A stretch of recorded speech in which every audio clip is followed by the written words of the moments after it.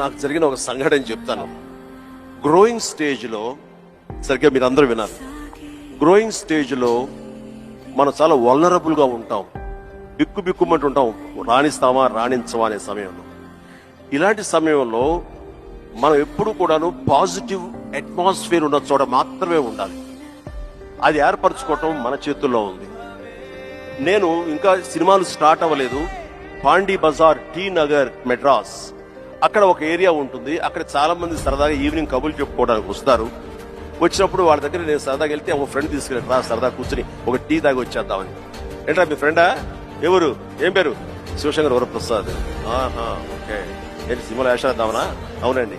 అప్పుడు ఏ వేషాలు అంటే అసలు హీరోగా చేద్దామని. వీడు ఎంత అందంగా ఉన్నట్టు, ఫోక్లోర్ ఫేస్, ఎంత చక్కటి ముక్కు, వాడికే దిక్కు వాళ్ళం లేదు, ఏ హీరో అయిపోతాడంట. అరే బాబు, ఎంత అదే పరిస్థితి చాలే అలా.